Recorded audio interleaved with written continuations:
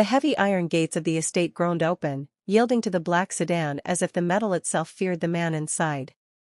Giovanni sat in the rear, the soft glow of the city lights catching the sharp angles of his jaw and the dark, intricate ink that spilled from beneath his collar. To the world, he was a ghost story told in whispers, the man who had consolidated the fragmented underworld with a silence more terrifying than any scream. His reputation wasn't built on chaotic noise, it was built on the terrifying efficiency of a man who never had to raise his voice to be obeyed. As the car pulled into the sweeping driveway of his modern fortress, the guards straightened, their eyes fixed firmly on the horizon. They knew the rules: never look him directly in the eye unless summoned, and never mistake his stillness for peace. Giovanni stepped out of the vehicle, the evening air catching the scent of expensive cologne and old leather. His black suit was tailored to perfection, worn open at the neck to reveal the bold, dark tattoos that arched across his chest, symbols of a life forged in fire and a legacy written in blood. He moved with the slow, deliberate grace of a predator who owned every inch of the ground beneath his feet. Inside the mansion, the air was different, sterile, quiet, and cold. Giovanni liked it that way. In his world, noise was a liability. He walked through the marble foyer, his footsteps echoing like a ticking clock.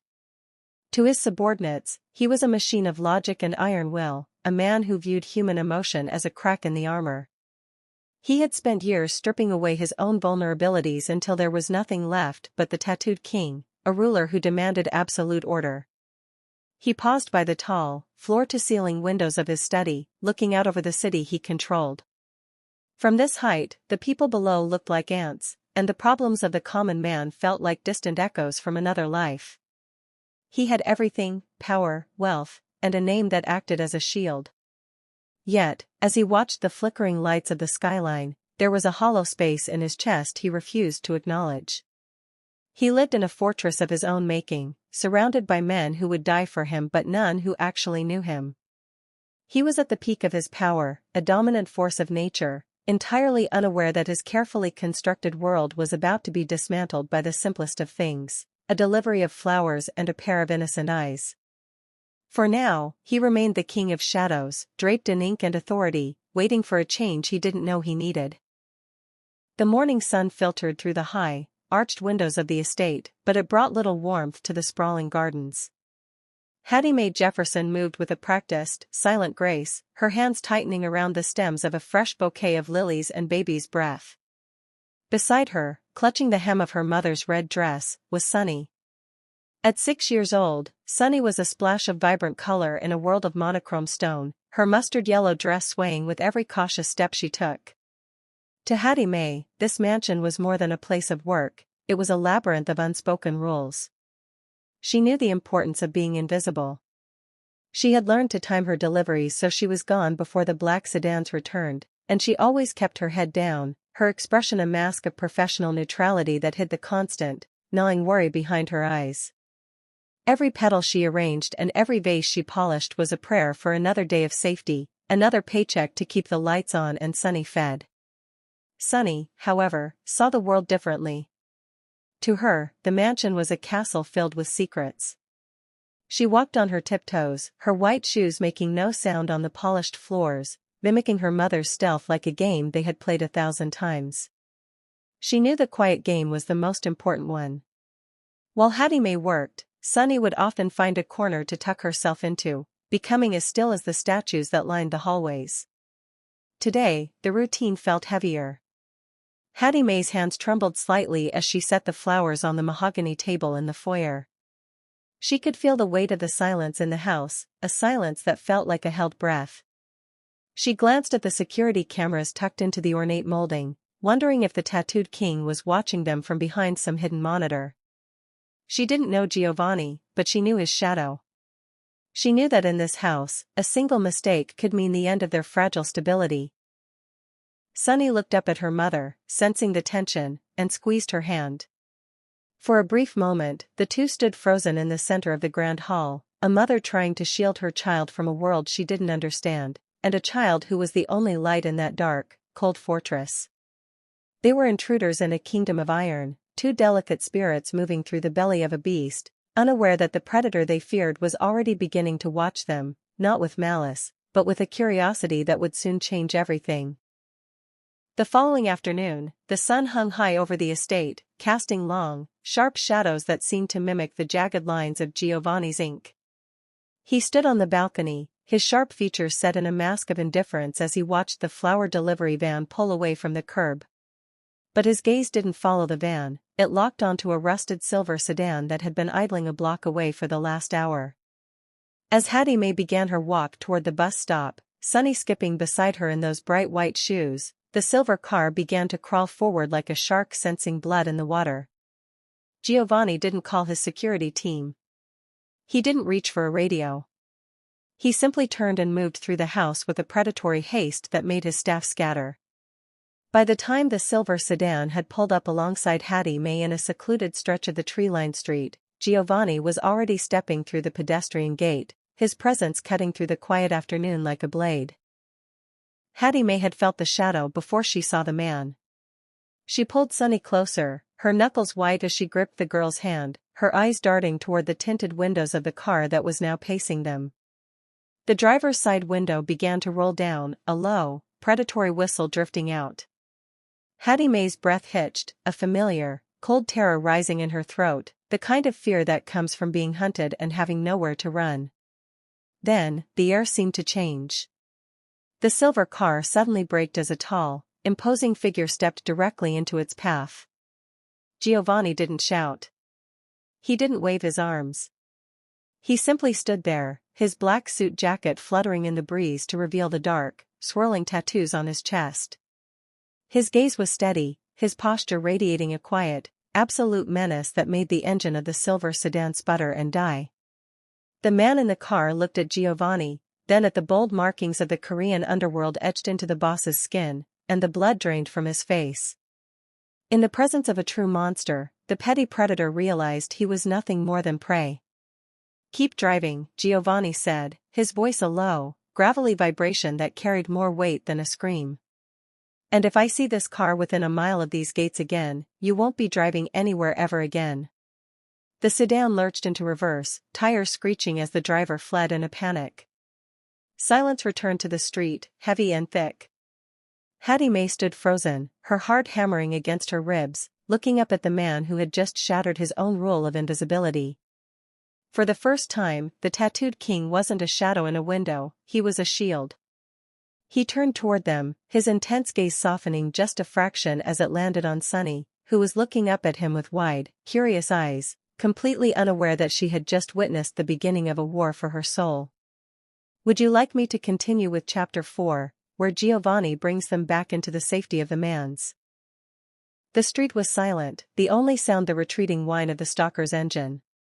Giovanni stood like a monolith between the world and the two trembling figures behind him.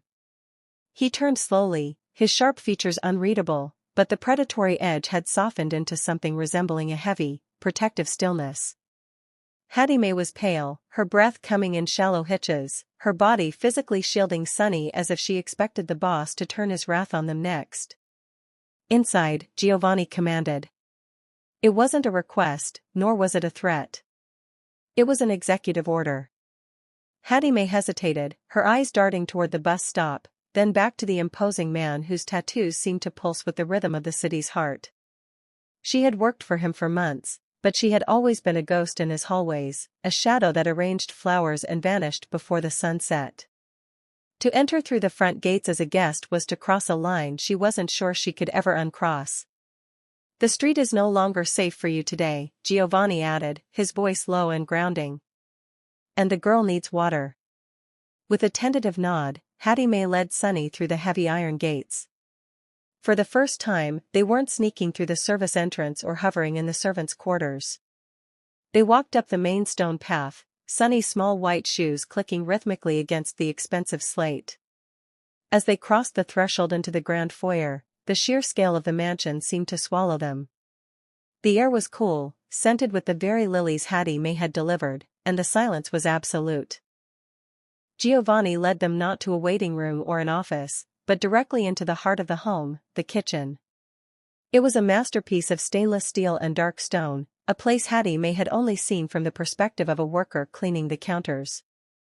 Now, Giovanni pulled out a heavy chair at the center island. "Sit," he told them. Hattie May sat on the edge of the leather stool, her posture stiff, her hands folded tightly in her lap. Sunny, however, looked around with wide-eyed wonder, her fear beginning to give way to curiosity. The contrast was striking, the slender woman in the vibrant red dress, the little girl in mustard yellow, and the tattooed king of the underworld standing over them in a kitchen that suddenly felt too small for his presence. He moved to the refrigerator, his movements methodical and calm. He poured a glass of chilled water for Hattie May and a juice for Sunny, placing them on the counter with a softness that defied his reputation. As Sunny reached out for the glass, Giovanni watched her, not with the calculating gaze of a boss, but with the look of a man seeing a spark of light in a very dark room. The sanctuary was grand and cold, but for the first time in her life, Hattie May felt a different kind of chill, not the cold of fear, but the sudden, jarring realization that their lives were no longer their own. They were now under the shadow of the king. The silence of the kitchen was heavy, but it wasn't the suffocating silence of a grave, it was the quiet of a church. Giovanni stood with his back to the marble island, his tattooed arms crossed over his chest, watching the small girl who had just disrupted 20 years of cold, calculated logic. Sunny sat on the leather stool, her feet dangling inches above the floor, her white shoes gleaming under the recessed lighting. She didn't look at the high-end appliances or the security cameras, she looked at her juice box with the intense, pure focus that only a child possesses. With a small, careful movement, Sunny poked the straw into the carton. The tiny sound echoed in the vast room. She took a sip, her eyes closing in momentary bliss, before she looked up and caught Giovanni's gaze. Most men, hardened criminals and police captains alike, looked away first when Giovanni stared. But Sunny didn't blink. She tilted her head, her blonde hair catching the light, and offered him a shy, sticky smile. "You have a lot of drawings on your skin," she whispered, her voice like a small bell ringing in a dark hallway.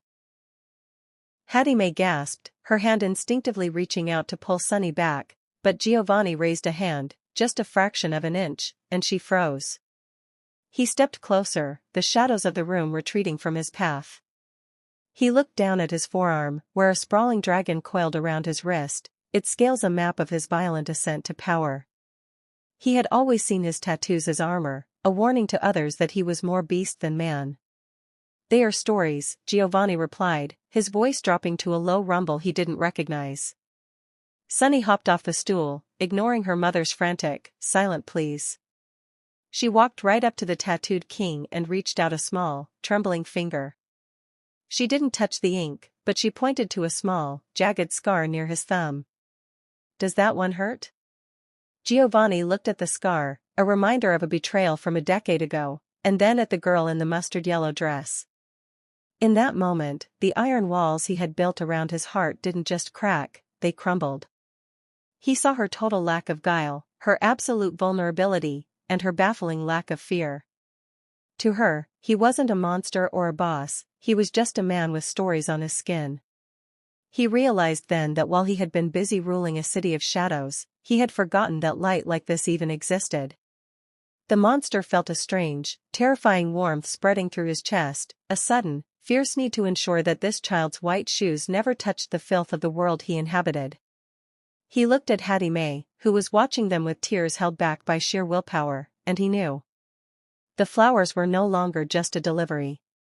This family was now his, and he would burn the city to the ground before he let anything dim the light in that yellow dress. Would you like me to continue with Chapter 6, where Giovanni uncovers the full truth of Hattie May's struggle? The heavy, mahogany doors of the formal dining room swung open with a groan that usually signaled the arrival of dangerous men and high-stakes deals. But tonight, the only sound that followed was the light, rhythmic click of small white shoes against the marble. Giovanni walked a pace behind, his presence towering but hushed, as he led Sunny toward the massive table that dominated the center of the room. The table was set with fine china and polished silver that caught the light of the crystal chandelier, shimmering like a treasure hoard. Hattie May followed them, her hands clasped tightly in front of her red dress, her eyes darting toward the corners of the room as if expecting the furniture itself to protest their presence.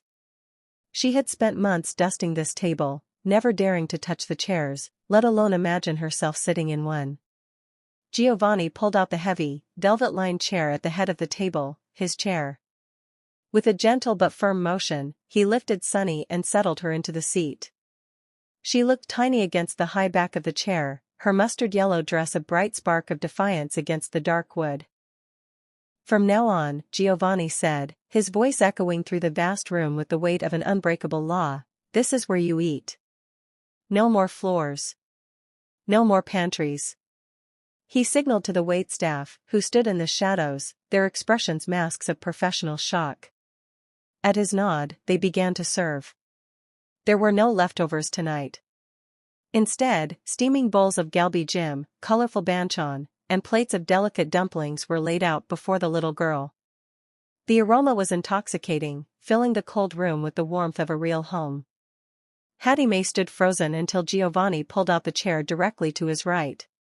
"Sit, Hattie Mae. You are not a servant tonight.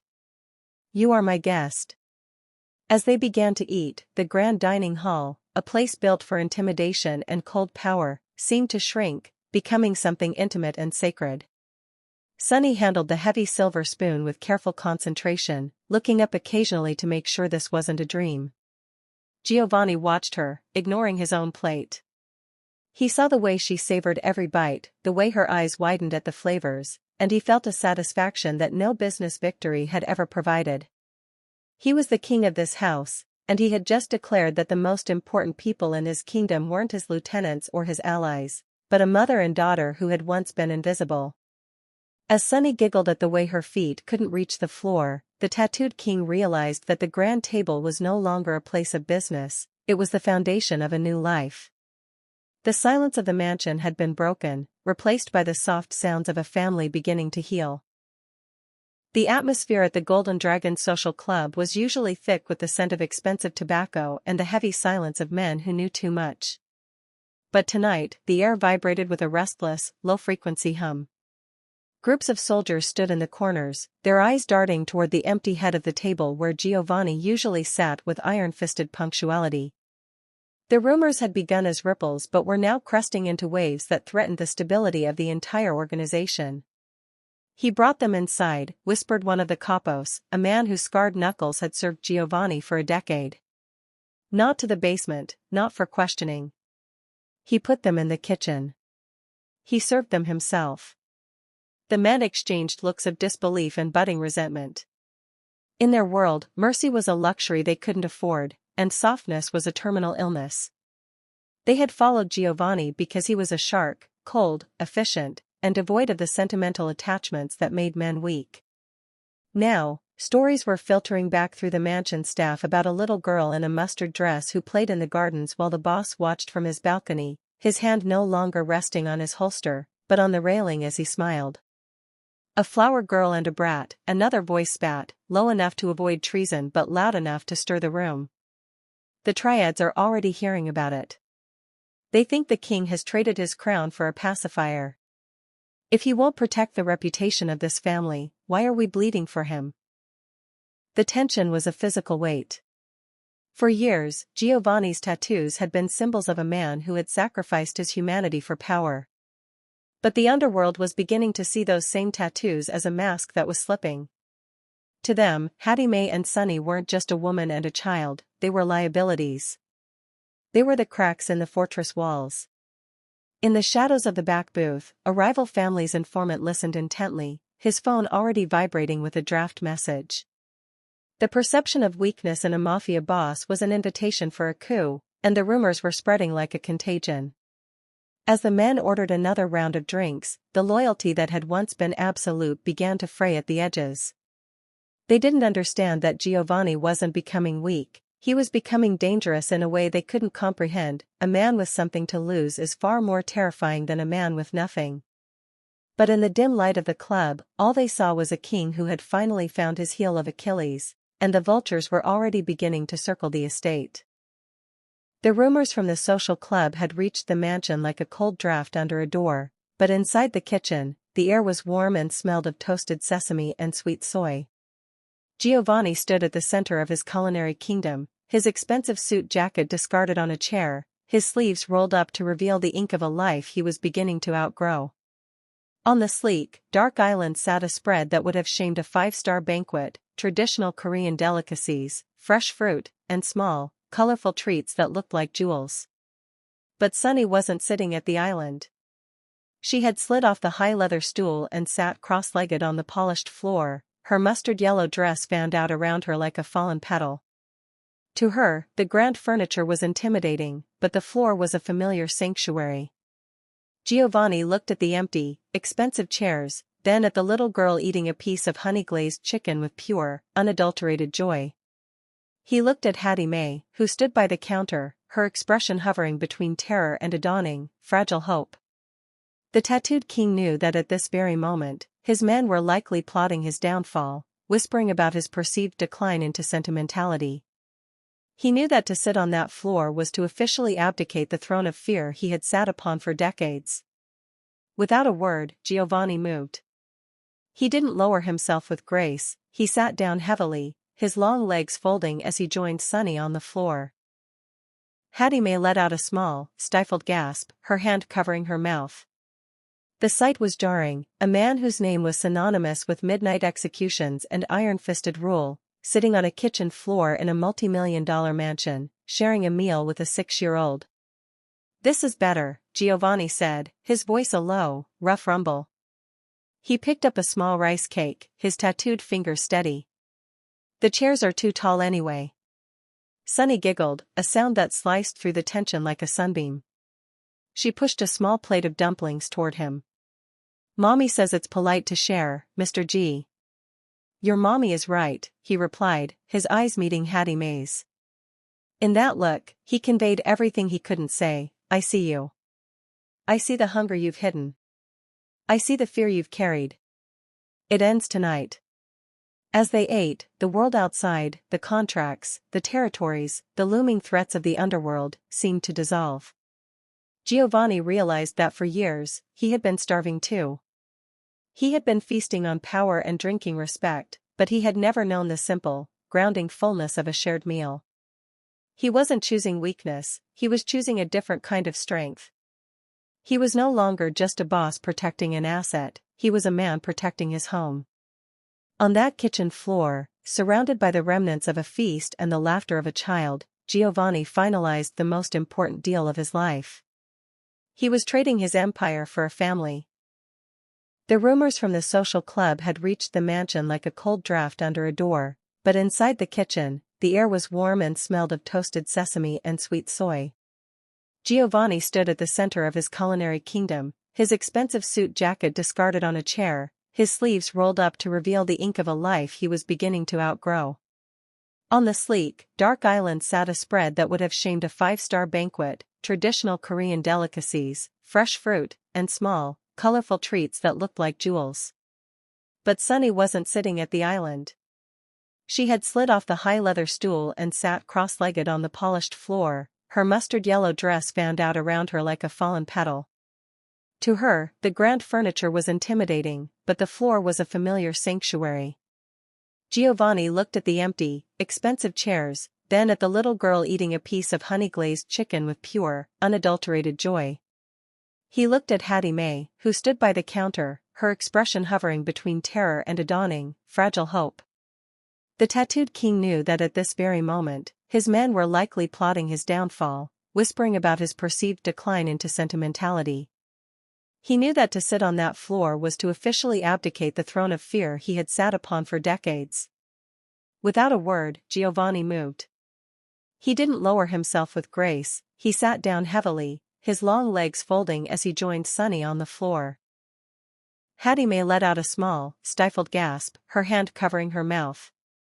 The sight was jarring, a man whose name was synonymous with midnight executions and iron-fisted rule, sitting on a kitchen floor in a multi-million-dollar mansion, sharing a meal with a 6-year-old.